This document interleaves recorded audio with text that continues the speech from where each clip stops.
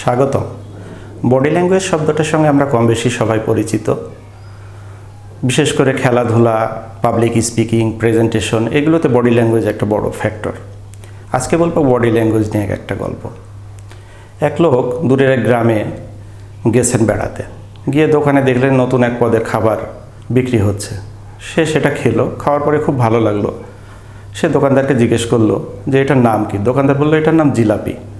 তখন সে দোকানদারকে রিকোয়েস্ট করলো যে আমাকে যদি পদ্ধতিটা শিখিয়ে দেন, আমি বাড়ির সবাইকে গিয়ে বানিয়ে খাওয়াতে চাই।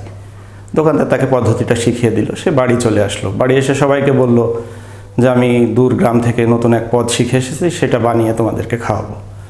তো যথারীতি বানানো শুরু করলো, কিন্তু কোনোভাবেই যেন দোকানের বানানো সেই জিলাপির মতো হচ্ছে না। তো পরদিন সে আবার সেই গ্রামে গেল, গিয়ে দোকানদারকে সমস্যা খুলে বলল। দোকানদার বলল যে আপনার সব তো ঠিক আছে, কিন্তু জিলাপি কেন হচ্ছে না সেটাই বুঝতে পারছেন। আচ্ছা, এক কাজ করেন, আপনি আমার সামনে একটু জিলাপিটা বানিয়ে দেখান আমাকে কীভাবে বানাচ্ছেন। তো দোকানদার দেখার পরে তার সমস্যাটা ধরতে পারলো। তিনি তাকে বললেন যে আপনার সমস্যাটা আসলে প্রসেসে না, বডি ল্যাঙ্গুয়েজে। তো লোকটা তাকিয়ে বলল বডি ল্যাঙ্গুয়েজের সমস্যা মানে?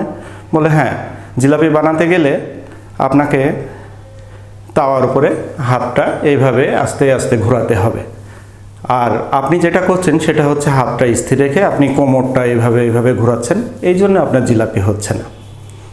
হাসুন, ভালো থাকুন।